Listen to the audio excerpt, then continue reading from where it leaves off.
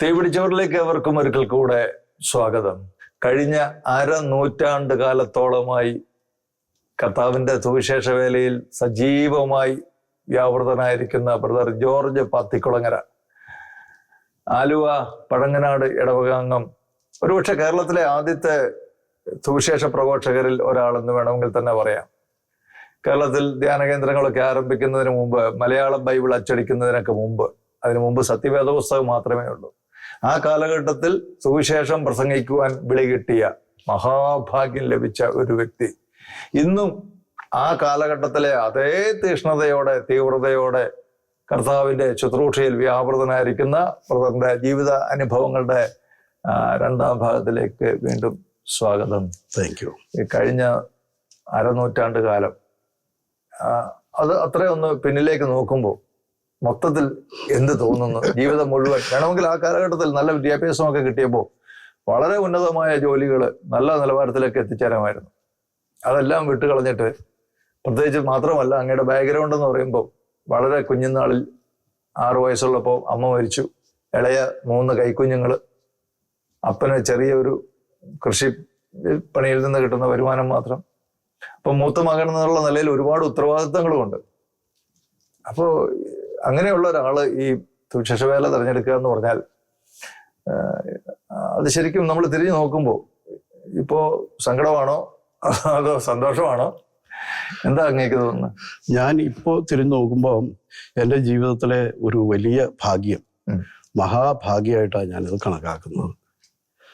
കാരണം ബൈബിളിൽ ഇങ്ങനെ വചനമുണ്ടല്ലോ, മത്തായി സുവിശേഷത്തിൽ 6:33, നിങ്ങൾ ആദ്യം ദൈവരാജ്യവും ദൈവനീതിയും അന്വേഷിക്കുക, അപ്പോൾ നിങ്ങൾക്ക് ആവശ്യമായതെല്ലാം എൻ്റെ സ്വർഗസ്ഥനായ പിതാവ് കൂട്ടിച്ചേർത്ത് തരും. ആ വചനം ഞങ്ങളുടെ ജീവിതത്തിൽ, എൻ്റെ ജീവിതത്തിൽ മാത്രമല്ല എൻ്റെ കുടുംബത്തിൽ മുഴുവൻ അന്വർത്ഥായി. ഞാൻ ഈ ശുശ്രൂഷയിലേക്ക് വന്നു. ശരിക്കും ഡിഗ്രി പഠനം കഴിഞ്ഞ ഉടനെ തന്നെ ശുശ്രൂഷയിലേക്ക് ഇറങ്ങിയായിരുന്നോ? അതോ ഡിഗ്രി പഠനം കഴിഞ്ഞപ്പോഴില്ല, ഡിഗ്രിക്ക് പഠിച്ചുകൊണ്ടിരിക്കുന്ന കാലത്ത്. ഞാൻ ഡിഗ്രി ഫസ്റ്റ് ഇയർ ആയിരിക്കുമ്പോഴാണല്ലോ ധ്യാനം കൂടിയേ. ആ ഒരു ഓഗസ്റ്റ് മാസത്തിൽ തന്നെ ഞാൻ ശുശ്രൂഷയിലായി. എറണാകുളം എൻ്റെ വലിയൊരു ഭാഗ്യമാണ്. എറണാകുളം ഭാഗത്ത് ഒത്തിരി ഗ്രോത്ത് റിട്രീറ്റ് നടന്നു ആ കാലഘട്ടത്തിൽ യൂത്തിന് വേണ്ടിയിട്ട്. ഈ മാർസലിനോ അച്ഛൻ്റെ തന്നെ 3-4 ധ്യാനങ്ങൾ ഞാൻ കൂടിയിട്ടുണ്ട്. അതിനുശേഷം ആ കൂട്ടത്തിൽ പഠനവും കണ്ടിന്യൂ ചെയ്തു. അത് ഞാനിങ്ങനെ കണ്ടിന്യൂ ആയിട്ട് പോയിക്കൊണ്ടിരുന്നു. പഠനവും കണ്ടിന്യൂസ് ആയിട്ട് പോകണു. ആ കൂട്ടത്തിൽ തന്നെ സമയം കണ്ടെത്തി ചെറിയ ചെറിയ ശുശ്രൂഷകളിലെല്ലാം ഇങ്ങനെ അച്ഛന്മാരുടെ കൂടെ എനിക്ക് വലിയൊരു ഭാഗ്യം കിട്ടിയത് ദൈവം അത് തന്നതാണ്. എന്ന് വെച്ചാൽ ഈ ഒത്തിരി അച്ഛന്മാരായിട്ട് എനിക്ക് കോണ്ടാക്ട് കിട്ടിയ ആ കാലഘട്ടത്തിൽ. എന്ന് വെച്ചാൽ ഞാൻ ഓരോ സ്ഥലത്തും ചെല്ലും, പരിചയപ്പെടും.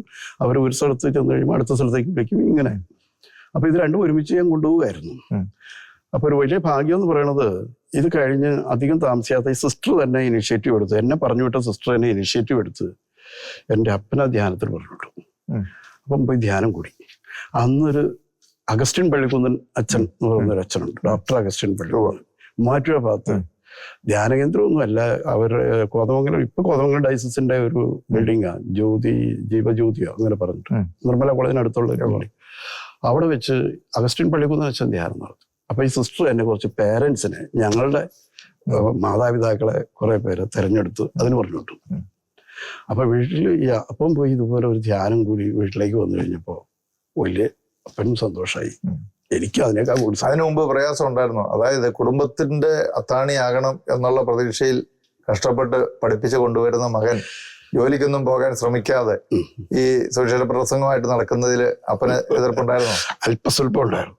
സ്വാഭാവികമായിട്ട് ഉണ്ടാവില്ല, മുഴുവനായിട്ട് പ്രകടിപ്പിച്ചില്ല. എന്നാലും എന്നോട് പറയും, നീ ബൈബിൾ എടുത്ത് ഇങ്ങനെ നടന്നു കഴിഞ്ഞാൽ വീട്ടിലെ കാര്യങ്ങൾ എങ്ങനെ നടക്കും? ഇത്തിരി നേരം കിട്ടിയാൽ നീ അവിടെ പ്രാർത്ഥനയ്ക്ക് പോകണം, ഇവിടെ പ്രാർത്ഥനയ്ക്ക് പോകണം. ആവശ്യത്തിനുള്ള പ്രാർത്ഥനയ്ക്ക് പോയാൽ പറയും, പള്ളിയിൽ കുർബാനയ്ക്ക് പോവുക, പ്രാർത്ഥന കഴിഞ്ഞ് പോരുക, കുർബാന കൂടി പോരുക, ഈ കാര്യങ്ങൾ പോലെ. ഇടയ്ക്ക് ഇങ്ങനെ പറയുമായിരുന്നു, ഉത്തരവാദിത്വം ഇല്ലാതെ ഇങ്ങനെ നടക്കുകയാണ്. അത് കേൾക്കുമ്പോൾ എനിക്കൊരു വിഷമമുണ്ട്. എന്നാലും ഞാനിങ്ങനെ പ്രാർത്ഥിക്കും. ഇതൊരു ഉത്തരവാദിത്വ ബോധം ഇല്ലായ്മയായിട്ട് ഇപ്പം എൻ്റെ അപ്പന് തോന്നുന്നുണ്ട്. ഒരുപക്ഷെ എൻ്റെ നാട്ടുകാരും ഒരുപക്ഷെ അങ്ങനെ പറയുന്നുണ്ടാവും, ഇവൻ ഇങ്ങനെ ഇച്ചിരി വിദ്യാഭ്യാസമൊക്കെ ഇട്ട് വീട്ടിലെ കാര്യങ്ങൾ നോക്കാതെ. അനിയന്മാരൊക്കെ ആ സമയത്ത് എൻ്റെ പുറകെ പഠിച്ചു വരികയാണല്ലോ. ഇവരുടെ കാര്യങ്ങളിലൊന്നും ശ്രദ്ധിക്കാതെ ഇങ്ങനെ നടക്കുന്ന എന്താണെന്നുള്ള ചിന്ത ചിലരൊക്കെ അങ്ങനെ സംസാരിച്ചിട്ടുണ്ട്, ഞങ്ങളുടെ ബന്ധുക്കളൊക്കെ തന്നെ സംസാരിച്ചിട്ടുണ്ട്. പക്ഷെ അവിടെയൊക്കെ ഞാൻ ഇവരെ സമർപ്പിച്ച് പ്രാർത്ഥിക്കുകയായിരുന്നു.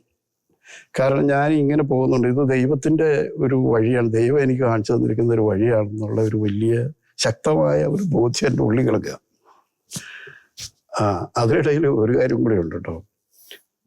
84 അപ്പൊ ഞാൻ മഞ്ഞുമ്മൽ CRCയിൽ, ഈ മഞ്ഞുമ്മൽ അത് റിട്രീറ്റ് സെന്ററായി കുറെ കാലം കഴിഞ്ഞപ്പോൾ.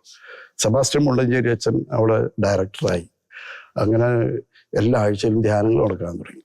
അപ്പം ഞാൻ അവിടെ ഇങ്ങനെ പോയിക്കൊണ്ടിരുന്നു. അച്ഛൻ വിളിച്ച് ഞാൻ CRCയിലെ ഒരു ടീം മെമ്പറായിട്ട് അങ്ങനെ പോയിക്കൊണ്ടിരിക്കുക.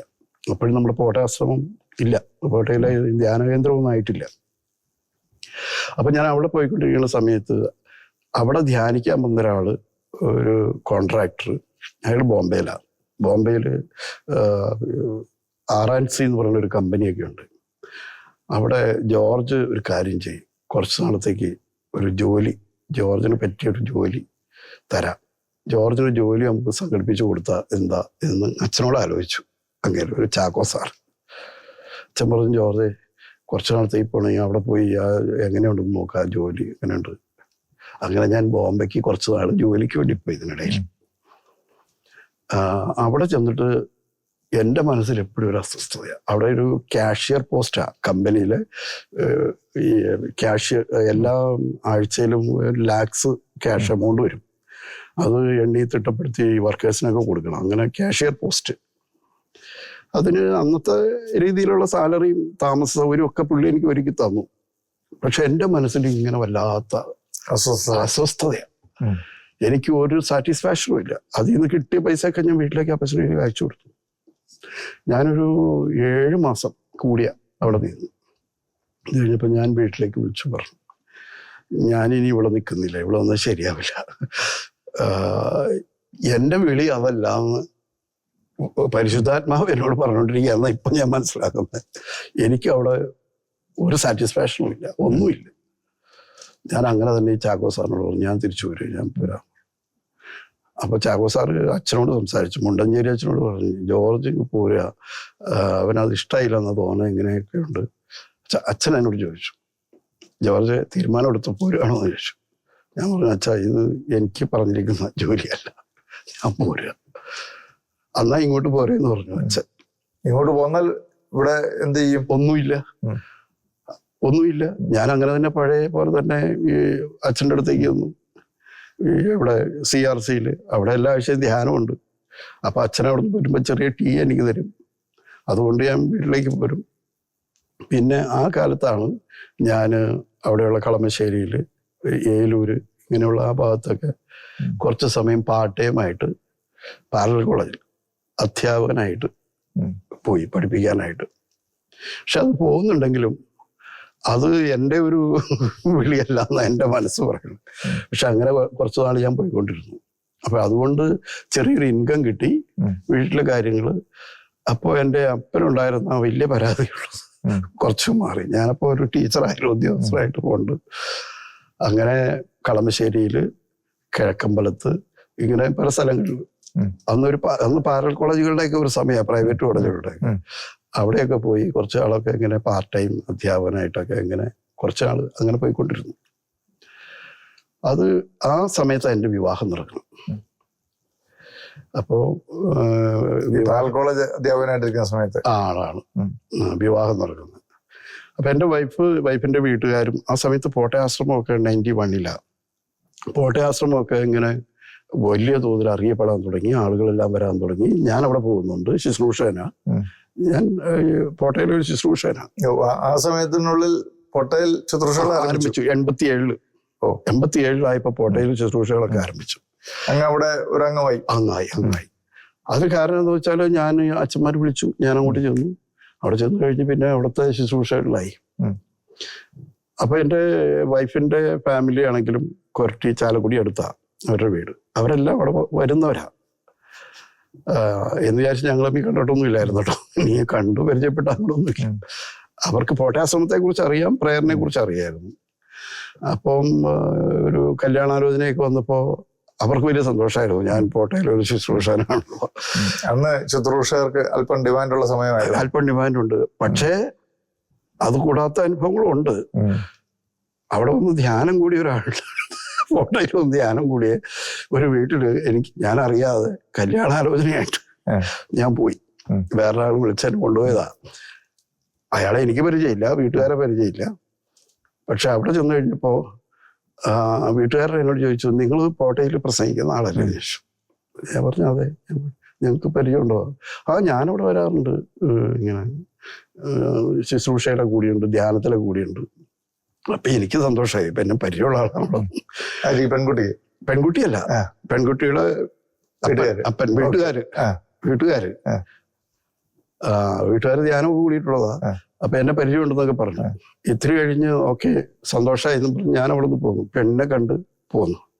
ഇത്തിരി കഴിഞ്ഞപ്പോ അവര് എന്നെ വിളിച്ചുകൊണ്ട് പോയ ആളുണ്ടല്ലോ, അയാളോട് പറഞ്ഞു, ആ പുള്ളിക്കാരന് ഈ ബൈബിളും തൂക്കി നടക്കുക, ജീവിക്കാനുള്ള മാർഗമില്ലാത്തവന്, ജീവിക്കാൻ മാർഗമില്ലാത്തവന് എന്റെ പെണ്ണിനെ കൊടുത്തിട്ട് എന്താ കാര്യം എന്ന് എന്നെ വിളിച്ചുകൊണ്ട് അയാളോട് പറഞ്ഞു. അയാൾ വിചാരിച്ചിരുന്നത് നമ്മളൊരു ശുശ്രൂഷകനാണ്, ആ രീതിയിൽ നമ്മൾ പ്രസംഗിക്കുന്നതൊക്കെ കണ്ട് പരിചയമുണ്ട്. അപ്പൊ അതുകൊണ്ട് കാര്യങ്ങൾ എളുപ്പമായെന്നാണ് ഞാൻ വിചാരിച്ചത്. നേരെ തിരുവാ. അതുപോലെ തന്നെ എന്റെ ഭാര്യ ഉണ്ടല്ലോ, അവരും ഞാൻ പറഞ്ഞല്ലോ അവര് ധ്യാനത്തിനൊക്കെ വരുന്നവരാണ്.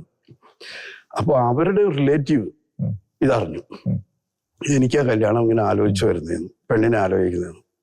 അപ്പൊ അവരുടെ വീട്ടിൽ ചെന്ന് പറഞ്ഞതെന്നാന്നറിയാവോ, അയാൾ ചെന്ന് അവരുടെ ഒരു ബന്ധു, അടുത്ത ബന്ധുവാ, ചെന്നിട്ട് പറഞ്ഞു, ഞാനും കോട്ടയിലും മുരുങ്ങൂരും ഒക്കെ പോകുന്ന, അപ്പൊ ഡിവൈനൊക്കെ ആയിട്ടോ, മുരുങ്ങൂരും ഡിവൈനിലൊക്കെ പോകുന്ന, അവിടെ വന്ന് ഈ പ്രസംഗിക്കുന്നവന്മാരുണ്ടല്ലോ മിക്കവാറും പേര് സംഗതി പോക്ക. എന്താന്ന് വെച്ചാൽ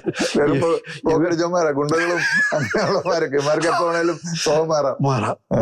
അയാളെന്ന് എന്റെ അപ്പച്ചനോട്, അതായത് എന്റെ വൈഫിന്റെ അപ്പനോട് ചെന്ന് പറഞ്ഞു.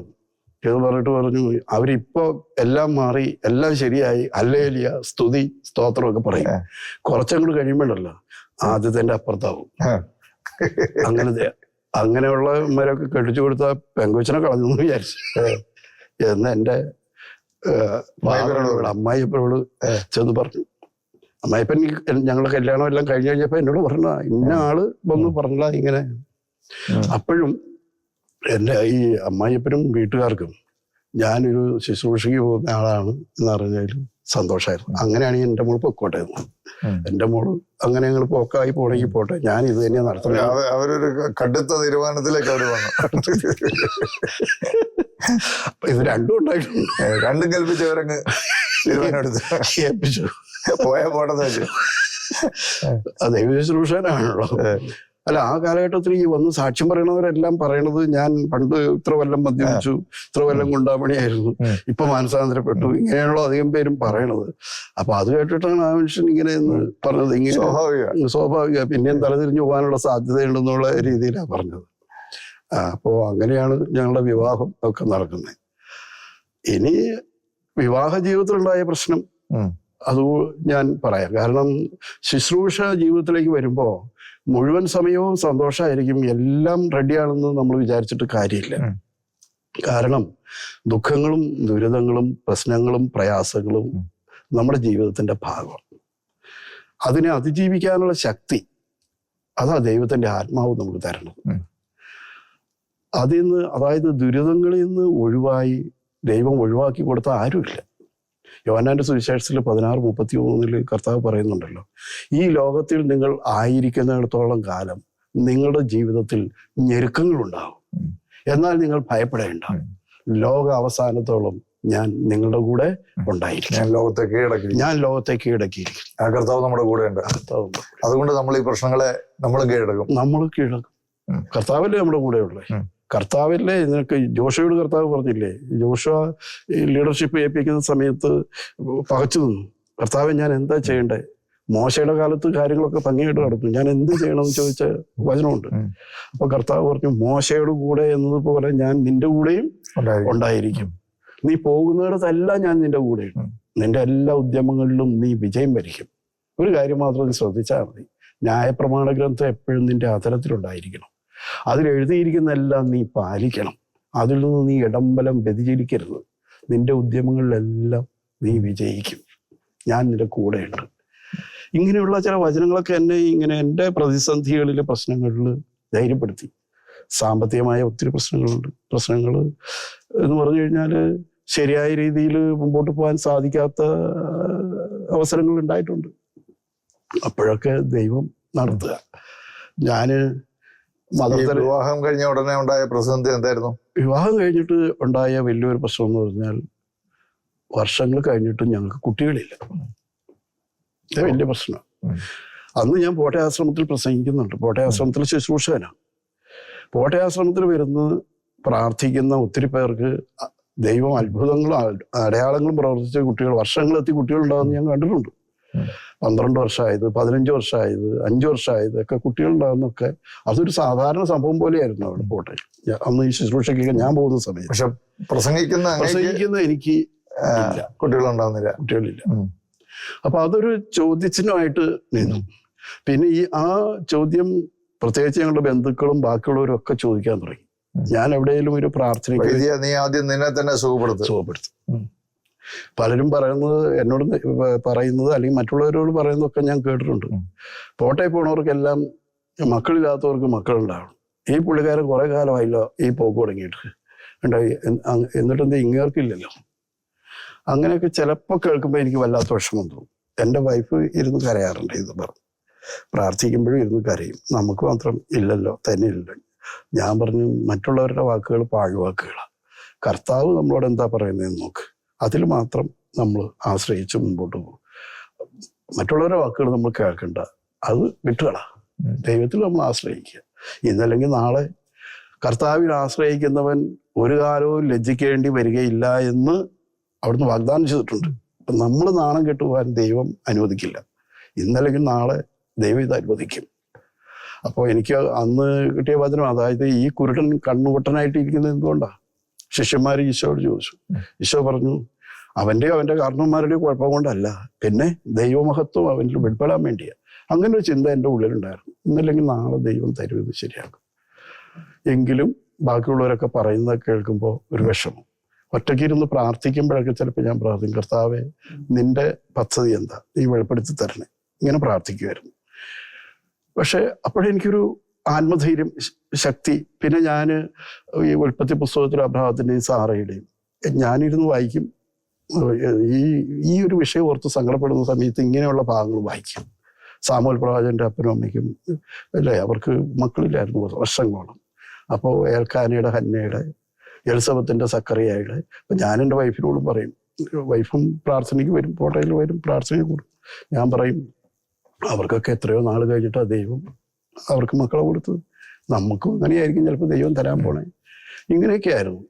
ഇതിൽ ഒരു ചില പ്രാർത്ഥനകളുണ്ടല്ലോ, നമ്മുടെ ഉള്ളു തുറന്ന് ഹൃദയം നൊന്ത് കർത്താവിനോട് പ്രാർത്ഥിച്ച കർത്താവ് കേൾക്കും, ഉറപ്പാണ്. അങ്ങനെ ഒരു കാര്യം എനിക്ക് മനസ്സിലായിട്ടുണ്ട്. എന്താണെന്നറിയാമോ, 99 ജനുവരി മാസത്തിൽ ബോംബെ താബോർ ആശ്രമത്തിൽ ഈ മാത്യു എലവങ്കിൽ അച്ഛൻ അവിടെ ശുശ്രൂഷയ്ക്ക് കുറച്ചാൾ വന്ന് നിൽക്കാൻ പറഞ്ഞു. അവിടെ ശുശ്രൂഷയ്ക്ക് സഹായിക്കാൻ പറഞ്ഞു. ഞാൻ അങ്ങനെ അവിടെ പോയി. അങ്ങനെ അവിടെ ശുശ്രൂഷയ്ക്ക് ചെന്ന് ധ്യാനമായിട്ടിരിക്കുന്ന സമയത്ത് ഞാൻ ഒരു ദിവസം കൗൺസിലിങ്ങിന് ഇരിക്കുക. അപ്പം ഒരു ഗോവൻ ഫാമിലി എൻ്റെ അടുത്ത് വന്നു. 99 ജനുവരി മാസം ഞാൻ കൃത്യമായിട്ട് ഓർക്കുക. ഒത്തിരി ആൾക്കാർ വന്നു, ഇവരും വന്നു എൻ്റെ അടുത്ത്. അപ്പോൾ അവർ വന്നപ്പോഴേ തന്നെ എന്നോട് ചോദിച്ചത്, ബ്രദർ ആർ യു മാരീഡ്? നിങ്ങൾ വിവാഹം കഴിഞ്ഞാണോ എന്നോട് ചോദിച്ചു. ഞാൻ അവരെ വെറുതെ പരിചയപ്പെടുക കൗൺസിലിങ്ങിൽ. അതെ. How many years over now? 9 years. How many children you have? എന്നോട്. No children, we don't have children. ഞങ്ങൾക്ക് കുട്ടികളില്ല. ഓക്കെ, ഞങ്ങളുടെയും പ്രോബ്ലം ഇത് തന്നെയാണ്. ഞാൻ ചോദിച്ചു, നിങ്ങളുടെ വിവാഹം കഴിഞ്ഞിട്ട് എത്ര നാളായി? അപ്പോൾ അവരൊന്ന് 4 വർഷമായി. ഞാൻ പറഞ്ഞു, എനിക്ക് കുട്ടികളില്ലെങ്കിലും ഒത്തിരി പേര് വന്ന് പ്രാർത്ഥിച്ച് ദൈവം അനുഗ്രഹിക്കുന്നത് ഞാൻ പോട്ടയാശ്രമത്തിൽ കണ്ടിട്ടുണ്ട്. അങ്ങനെ ദൈവത്തെ വിളിച്ചപേക്ഷിച്ച ദൈവം തരും. എന്നെക്കുറിച്ചുള്ള ദൈവത്തിൻ്റെ പദ്ധതിയല്ല നിങ്ങളെക്കുറിച്ചുള്ളത്. നിങ്ങളെ ദൈവം അനുഗ്രഹിക്കും എന്നൊക്കെ പറഞ്ഞു. അനുഗ്രഹിക്കും, ദൈവം നിങ്ങൾക്ക് തരും, നിങ്ങളുടെ പ്രാർത്ഥന കേൾക്കും എന്നൊക്കെ പറഞ്ഞ് ഞാൻ കുറേ കാര്യങ്ങളൊക്കെ പറഞ്ഞു കൊടുത്ത് അവർക്ക് വേണ്ടി പ്രാർത്ഥിച്ചു. ഇത് കഴിഞ്ഞ് ഞാനവിടെ ഇരിക്കുകയാണ്, ഓഡിറ്റോറിയത്തിലെ ഹാളിലാണ് കൗൺസിലിംഗ് നടക്കണം. അവരവിടെ നിന്ന് എഴുന്നേറ്റ് പോകുന്ന കണ്ടപ്പോഴേ അവരുടെ മുഖഭാവത്തിൽ എനിക്ക് മനസ്സിലായി അവർ സാറ്റിസ്ഫൈഡ് അല്ല. എൻ്റെ കൗൺസിലിങ്ങിൽ അവർക്ക് ഒരു തൃപ്തിയില്ലെന്ന് എനിക്ക് തോന്നുന്നു. അവരത് കഴിഞ്ഞ് ഓക്കെ ബ്രദർ പ്രൈസ് ലോട്ട് എന്ന് പറഞ്ഞ് അവരങ്ങ് എഴുന്നേറ്റ് പോയി. അവര് നോക്കുമ്പോ പ്രാർത്ഥിക്കുന്ന ഇവന് പിള്ളേരില്ല. അല്ല കേൾക്കുക, എങ്ങനെ പ്രാർത്ഥിച്ചാൽ നമുക്ക് അവരങ്ങ് നടന്നു പോവുക. ഈ ഹോളിലേ ഇങ്ങനെ നടന്നു പോകും. ഞാൻ അവരെ നോക്കിയിരിക്കുക. അടുത്ത ആൾ എൻ്റെ അടുത്ത് വന്നിട്ടില്ല. ഞാൻ അടുത്ത ആളെ എക്സ്പെക്ട് ചെയ്തിരിക്കുന്നു. അങ്ങ് പോകുമ്പോൾ അവരിങ്ങനെ തിരിഞ്ഞ് എന്നെ നോക്കും. ഇടയ്ക്കിടയ്ക്ക് ഇങ്ങനെ തിരിഞ്ഞു നോക്കുന്നുണ്ട്. അപ്പം എനിക്ക് എന്താണാവോ എന്നെ അവരിങ്ങനെ തിരിഞ്ഞു നോക്കിയിട്ട് പെട്ടെന്ന് അവരടുത്ത കൗൺസിലറുടെ അടുത്തോട്ട് പോയി. അവിടെ തന്നെ എനിക്ക് കാണാം. അപ്പം എനിക്ക് വല്ലാത്ത വിഷമായി. ഞാനിവിടെ ഇരുന്ന് ഈ കൗൺസിലിംഗ് നടത്തിയിട്ട് അവർക്ക് ഇത് പറഞ്ഞു കൊടുത്തിട്ട് എനിക്ക് പെട്ടെന്ന് ഇത് ഫീൽ ചെയ്തു. കാരണം അവർ 4 വർഷമായിട്ടുള്ളൂ. ഞാൻ 9 വർഷക്കാരൻ്റെ അടുത്ത് വന്നിരുന്നിട്ട് ഇതേവരെ കുട്ടികളില്ലാത്തവൻ്റെ അടുത്താണ് വന്നിരിക്കണേ. അങ്ങനെ ഞാൻ പറഞ്ഞു കൊടുത്തവർക്ക് ബോധ്യപ്പെട്ടിട്ടില്ല. നിങ്ങളെക്കുറിച്ചുള്ള പദ്ധതി വേറെയാണെന്നൊക്കെ വിവരിച്ചു കൊടുത്തു. അതൊന്നും ഗ്രഹിച്ചിട്ടില്ല. എനിക്ക് മനസ്സിലായി. വല്ലാത്ത സങ്കടമാണ്. അപ്പോൾ അവിടെ നിന്ന് ഞാൻ എഴുന്നേറ്റ്, എനിക്ക് കൗൺസിലിംഗ് ഇരിക്കാൻ തോന്നിയില്ല. ഞാൻ അവിടെ നിന്ന് എഴുന്നേറ്റ് ഇങ്ങോട്ട് വന്നു കഴിഞ്ഞപ്പോൾ അവിടെ ഒരു കുരിശുരൂപമുണ്ട്. അവിടെ സ്റ്റേജിൻ്റെ മുമ്പിലായിട്ട് വലിയ കുരിശുരൂപത്തിൻ്റെ മുമ്പിൽ ഞാൻ പ്രാർത്ഥിച്ചു, കർത്താവേ, നിന്നെക്കുറിച്ചുള്ള പദ്ധതി എനിക്കറിയാം. എന്നെക്കുറിച്ചുള്ള പദ്ധതി നീ എനിക്ക് വെളിപ്പെടുത്തി തരണം. ഇത്രയും കാലമായി നീ എന്നെ അനുഗ്രഹിക്കില്ലേ? ഈ മറ്റുള്ളവരുടെ മുമ്പിൽ ഇനി ഞാൻ നാണം കെട്ട് സഹിക്കണമെന്നാണ് നിന്റെ ആഗ്രഹമെങ്കിൽ ഞാനത് സഹിക്കാം. എന്നെക്കൊണ്ട് പറ്റുന്നില്ല എന്ന് പറഞ്ഞൊരു കുറച്ച് 10-15 മിനിറ്റ് ഞാൻ അവിടെ കരഞ്ഞ് പ്രാർത്ഥിച്ചു. ജനുവരി മാസം അവിടെ നിന്ന് കഴിഞ്ഞ് ഞാൻ അവിടുന്ന് നാട്ടിലേക്ക് തിരിച്ചു പോകുന്നു. വളരെ ആ കണ്ണീരൊഴുക്കി ഞാൻ പ്രാർത്ഥിച്ച പ്രാർത്ഥന കർത്താവ് കേട്ടു എന്ന് ഇന്ന് ഞാൻ വിശ്വസിക്കുന്നു. ഞാൻ വീട്ടിൽ വന്ന് ഒരു ഫെബ്രുവരി മാസം ഒക്കെ ആയപ്പോൾ പെട്ടെന്ന് വീട്ടിൽ എൻ്റെ വൈഫിൻ്റെ ഒരു പനിയും ജലദോഷവും കാര്യങ്ങളൊക്കെ ആയി. വീടിൻ്റെ അടുത്ത് ഹോസ്പിറ്റലിലോട്ട് ഞാൻ പറഞ്ഞില്ല. അവിടെ ഞങ്ങൾ സാധാരണ പോവാറ്. ഹോസ്പിറ്റലിൽ ചെന്നു, ഫിസിഷ്യനെ കണ്ടു, സംസാരിച്ചു. അപ്പോൾ ഡോക്ടർ ഉടനെ പറയുക, നിങ്ങൾ ഒരു ടെസ്റ്റാണ്, ഇതൊരു പ്രഗ്നൻസി ടെസ്റ്റ് നടത്തിയിട്ട് പോവാ. അപ്പോൾ എത്രയോ ടെസ്റ്റുകൾ ഇതിനു മുമ്പ് നടത്തിയിരിക്കുന്നു. അപ്പം ഞാൻ പറഞ്ഞു, ഡോക്ടർ ഒത്തിരി ടെസ്റ്റുകളൊക്കെ കഴിഞ്ഞത്. ഇല്ല, പോയൊരു ടെസ്റ്റ് നടത്തിയിട്ട് വരാൻ പറഞ്ഞു. അപ്പോൾ ഡോക്ടർ പറഞ്ഞതനുസരിച്ചിട്ട് ഞങ്ങൾ ലാബിൽ പോയി ബ്ലഡ് കൊടുത്തു, യൂറിൻ കൊടുത്തു. അവിടെ ടെസ്റ്റ് കാത്തിരുന്നു. ഒരു 1/2 മണിക്കൂർ 1 മണിക്കൂർ മറ്റേ കഴിഞ്ഞപ്പോൾ ലാബിലെ പെൺകുട്ടി വന്നു. ടെസ്റ്റ് റിസൾട്ടായിട്ടു നിങ്ങളുടെ റിസൾട്ട് പോസിറ്റീവാണ്. അങ്ങനെ 99 ഒക്ടോബർ മാസത്തിൽ ഞങ്ങൾക്കൊരു മോളുണ്ടാവണം. ദൈവം അനുഗ്രഹിച്ചു. അതാണ് ബ്രദറെ ഞാൻ പറയുന്നതെന്ന് വെച്ചാൽ, നമ്മൾ ഹൃദയം നൊന്ത് ദൈവത്തോട് വിളിച്ചപേക്ഷിച്ചാൽ അവൻ നമ്മളെ ഉപേക്ഷിക്കില്ല. ഒരു മോളെ ഉള്ളോ? അല്ല. ഈ മോളുണ്ടായി കഴിഞ്ഞപ്പോഴത്തേക്കും ആ സമയത്താണ് നമ്മുടെ ഡൽഹി ഡിവൈൻ സെന്റർ സ്റ്റാർട്ട് ചെയ്യുന്നത്. അപ്പൊ എനിക്ക് അച്ഛന്മാർ ഇവരൊക്കെ ആയിട്ട് പരിചയമുണ്ടല്ലോ. ബഹുമാനപ്പെട്ട കുര്യാക്കോസ് പുന്നോല്ലച്ഛനുണ്ട്. ആ കാലഘട്ടത്തിൽ ഞാൻ അച്ഛൻ്റെ കൂടെയാ പുറത്ത് ശുശ്രൂഷകൾക്ക് വരുന്നു. ഇടവക ധ്യാനം, കൺവെൻഷനുകളൊക്കെ ഇങ്ങനെ ഒറ്റ ദിവസം ഒഴിവില്ലാതെ പോയിക്കൊണ്ടിരിക്കുന്ന ഒരു സമയം. അപ്പോഴാണ് അച്ഛനായിരുന്നു ആദ്യത്തെ ഡയറക്ടർ അവിടെ പോയി ഈ ഡൽഹിയിലെ ഡിവൈൻ സെന്റർ സ്റ്റാർട്ട് ചെയ്യണം. അപ്പോൾ അച്ഛൻ ഒരു ദിവസം എന്നെ വിളിച്ചിട്ട് പറഞ്ഞു, ജോർജ് കുറച്ച് ദിവസം വന്ന് ഇവിടെ ഒന്ന് സഹായിക്കും, ഇവിടെ ആളില്ല, വരണം എന്ന് പറഞ്ഞു. ശുശ്രൂഷയൊക്കെ ആരംഭിച്ചിട്ടുണ്ട്. അങ്ങനെ ഞാൻ ഒറ്റയ്ക്ക് പോയി. 1 മാസത്തേക്കായിട്ടാണ് പോയത്. പിന്നെ റെഗുലറായിട്ട് ഞാൻ പോകാൻ തുടങ്ങി. പിന്നെ കുറെ കഴിഞ്ഞപ്പോൾ ഈ മോളെയും കൊണ്ട്, അതായത് മോളെ ആദ്യം ഞാൻ കൊണ്ടുവന്ന ഫസ്റ്റ് 1 വർഷം തികയുന്നതിന് മുമ്പ് വൈഫും മോളുമായിട്ട് ഞാൻ പോയി, ഡൽഹിക്ക് പോയി. കുറെ നാൾ ഞങ്ങൾ അവിടെ താമസിച്ചു. അവർക്ക് കൊച്ചിനും അമ്മയ്ക്കും ക്ലൈമറ്റ് ഒട്ടും പറ്റുന്നില്ല. അങ്ങനെ തിരിച്ചു പോന്നു. ഞാൻ അവിടെ തന്നെ അങ്ങനെ കണ്ടിന്യൂ ചെയ്തു. അവരിവിടെയും ഞാൻ അവിടെയായിട്ട്. പിന്നെ മോളെ സ്കൂളിലാക്കേണ്ട സമയമായി. അവൾക്കൊരു 4 വയസ്സ് പ്രായമായി. അവരിവിടെയായിരുന്നു. അപ്പോഴും ഞങ്ങൾ പ്രാർത്ഥിച്ചു. അന്നേരം ഫാദർ മാർട്ടിൻ കാളാമ്പറമ്പിൽ എന്ന് പറഞ്ഞ അച്ഛനാണ് അന്നത്തെ ഡയറക്ടർ. അച്ഛൻ പറഞ്ഞു, ജോർജ് ഒരു കാര്യം ചെയ്യും, മോളിന്ന് എൻ്റെ വൈഫിൻ്റെ പേര്, മോളെയും കൊച്ചിനെയും ഇങ്ങോട്ട് കൊണ്ടുവരാം, നമുക്കിവിടെ കൊച്ചിനെ ഇവിടെ പഠിപ്പിക്കാം, ഇവിടെ താമസിക്കാം. അങ്ങനെ ഞാൻ വൈഫിനെയും കുട്ടിയെയും കൂട്ടി പിന്നെ അവിടെ ചെന്ന് മോളെ അവിടുത്തെ സ്കൂളിൽ, ഡിവൈൻ സെന്ററിൻ്റെ തൊട്ടടുത്തുള്ള സ്കൂളിൽ നഴ്സറി ക്ലാസ്സിൽ അവിടെ ആക്കി. അങ്ങനെ പിന്നെയുള്ള എൻ്റെ കാലഘട്ടം മുഴുവൻ അവിടെയാണ്, ഡൽഹിയിലാണ്. അങ്ങനെ ആയിരിക്കുമ്പോൾ എൻ്റെ മോളുണ്ടായി 2004 5 വർഷം കഴിഞ്ഞിട്ട്, മോളുണ്ടായി 5 വർഷം കഴിഞ്ഞിട്ട് കർത്താവ് ഞങ്ങൾക്കൊരു മോനെ കൂടി തന്നു. അങ്ങനെ 2 മക്കളുണ്ടായി. ഇപ്പോൾ അവർ 2 പേരും, മോള് ആലപ്പുഴ മെഡിക്കൽ കോളേജിൽ ഡെന്റൽ കോഴ്സിന് 4th ഇയർ ഫൈനൽ ഇയർ പഠിക്കുന്നു. മോൻ ഈ കീമിൻ്റെ ടെസ്റ്റ് എഴുതി കഴിഞ്ഞപ്പോൾ മോൻ അഡ്മിഷൻ കിട്ടിയത് തിരുവനന്തപുരത്താണ്. തിരുവനന്തപുരത്ത് CET എന്ന് പറഞ്ഞ കോളേജിൽ. അവൻ കമ്പ്യൂട്ടർ സയൻസിന് 3rd ഇയർ ഇപ്പൊ പഠിക്കണം. അപ്പൊ ഇവർ രണ്ടുപേരും ഇങ്ങോട്ട് വന്നപ്പോൾ ഇവരുടെ ആവശ്യങ്ങൾക്കൊക്കെ വേണ്ടി ഇടയ്ക്കിടയ്ക്ക് എനിക്ക് ഇങ്ങോട്ട് പോരേണ്ടതായിട്ട് വന്നു. പിന്നെ ഞങ്ങൾ പ്രാർത്ഥിച്ചൊരു തീരുമാനം എടുത്തു, ഡൽഹിയിൽ നമ്മുടെ താമസം തൽക്കാലം നമുക്ക് നിർത്താം, നാട്ടിലേക്ക് പോരാം. അങ്ങനെ ഇപ്പൊ 1 വർഷം ആകാൻ പോകുന്നേ ഉള്ളൂ. ഞങ്ങൾ രണ്ടുപേരും നാട്ടിലേക്ക് തിരിച്ചു. നാട്ടിലേക്ക് ഇവിടെ വീടൊക്കെ ഉണ്ടായിരുന്നോ സ്വന്തമായിട്ട്? ഇല്ല, അന്ന് എനിക്ക് സ്ഥലം ഉണ്ടായിരുന്നു. എൻ്റെ അപ്പനൊക്കെ ഇതിനിടയ്ക്ക് മരിച്ചു. 2010 എൻ്റെ ഫാദർ മരിച്ചുപോയി. പിന്നെ എൻ്റെ അനിയന്മാരൊക്കെ നല്ല രീതിയിലൊക്കെ ആയി. എൻ്റെ അനിയൻ, ഏറ്റവും ഇളയ അനിയൻ പറഞ്ഞില്ലേ, അവൻ സ്കൂളിലെ ഹെഡ് മാസ്റ്റർ ആയിരുന്നു. കഴിഞ്ഞ വർഷം റിട്ടയർഡായി. അവൻ്റെ വൈഫ് ഹെഡ് മിസ്ട്രസ് ആണ്. അമ്മ മരിക്കുമ്പോൾ ദിവസങ്ങൾ മാത്രം പ്രായമുള്ള ആള്. ഇപ്പൊ അവൻ ഹെഡ് മാസ്റ്റർ കഴിഞ്ഞ വർഷം റിട്ടയർഡായി. അവന്റെ വൈഫ് ഞങ്ങളുടെ പള്ളിയുടെ സ്കൂളിലെ ഹെഡ് മിസ്ട്രസ് ആയിപ്പോ. എൻ്റെ താഴെയുള്ള അനുജൻ ഒരു അക്കൗണ്ടന്റ് ആയിട്ട് വർക്ക് ചെയ്തു ഒരു പ്രൈവറ്റ് കമ്പനിയിൽ. അവനിപ്പോൾ അവിടെ റിട്ടയർഡായി. അവൻ്റെ വൈഫ് ടീച്ചറായിട്ട് സ്കൂളിൽ വർക്ക് ചെയ്യണു. എൻ്റെ അനിയത്തി ഉണ്ടായിരുന്നത്, അത് ദൈവം വലിയ പരിപാലനയിൽ കൊണ്ടുപോയി. അവളെ തിരുവനന്തപുരത്ത് ആണ് വിവാഹം ചെയ്തിരിക്കണേ. കുറെ അധിക കാലം അവർ വിദേശത്തായിരുന്നു. ദുബായിൽ കുറെ കാലം ഉണ്ടായിരുന്നു, സ്റ്റേറ്റ്സിലുണ്ടായിരുന്നു. അങ്ങനെയൊക്കെ അവരുടെ മക്കളൊക്കെ ഒരുമാതിരി എല്ലാവരും അവരുടെ പിള്ളേരാണല്ലോ വലുതൊക്കെ, അവരൊക്കെ ഒരുമാതിരി സെറ്റിൽഡായി. അപ്പൊ അങ്ങനെ ഞങ്ങൾ ലാസ്റ്റ് ഇങ്ങോട്ട് പോകുന്നു. എത്ര വയസ്സുണ്ട്? എനിക്ക് 67 വയസ്സുണ്ട്. 67 വയസ്സുണ്ട്. പക്ഷെ ഇപ്പോഴും വളരെ യങ്ങായിട്ട് തന്നെ ഇരിക്കുന്നു. അത് ഈ സുവിശേഷ വേല ചെയ്യുമ്പോഴുള്ള നിന്റെ യൗവനം ഞാൻ കഴുകേണ്ടതുപോലെ നവീകരിക്കുമെന്ന് കർത്താവിന്റെ വചനം പറയുന്നത് വാസ്തവത്തിൽ അത് അങ്ങനെ തന്നെയാണ്. ഈ 1/2 നൂറ്റാണ്ട് കാലം പിന്നിട്ടിട്ടും ഇപ്പോഴും അങ്ങ് ഈ സുവിശേഷ വേലയിൽ വളരെ സജീവമായിട്ട് ഓടിക്കൊണ്ടിരിക്കുന്നതിന്റെ പിന്നിലെ ശക്തി എന്നൊക്കെ പറയുന്നത് ഈ വചനമൊക്കെയാണ്. അതെ അതെ അതെ അതെ അതാണെന്ന് ഞാൻ മനസ്സിലാക്കുന്നത്. ഞാൻ കഴിഞ്ഞ ദിവസം ഡിവൈനിൽ ഇറങ്ങി ഇങ്ങോട്ട് പോരുമ്പോൾ കുറച്ച് നാളെത്തി ബഹുമാനപ്പെട്ട നായിക്കുമാർ അച്ഛനെ കണ്ടു. കുറച്ച് നാളുകൾക്ക് ശേഷം അപ്പൊ അച്ഛൻ കണ്ടു, ജോർജ് പഴയതുപോലെ തന്നെ ഇരിക്കണല്ലോ. തമാശ പറഞ്ഞു, അങ്ങനെ തന്നെ ഇരിക്കണല്ലോ, കൊള്ളായത്. ഇതിന്റെ രഹസ്യം എന്താ? ഞാൻ പറഞ്ഞു, രഹസ്യം അച്ഛനറിയാലോ. തമ്പുരാൻ കർത്താവ് പരിപാലിക്കണം, നടത്തണം, പോകണം. അങ്ങനെ ഞാൻ ഇപ്പൊ നാട്ടിൽ വന്ന് ചെറിയൊരു വിളക്ക് വെച്ചു. അങ്ങനെ വീട്ടിൽ നിന്നാണ് ഇപ്പൊ പോട്ടയിൽ എല്ലാ മാസവും 2 ധ്യാനങ്ങൾ, താമസത്തോടെ ധ്യാനമുണ്ട്. അതിനെയും വരുന്നുണ്ട്. ഡിവൈനിലെ ഹിന്ദി സെക്ഷനിൽ ക്ലാസ് എടുക്കാനായിട്ട് പോകുന്നുണ്ട്.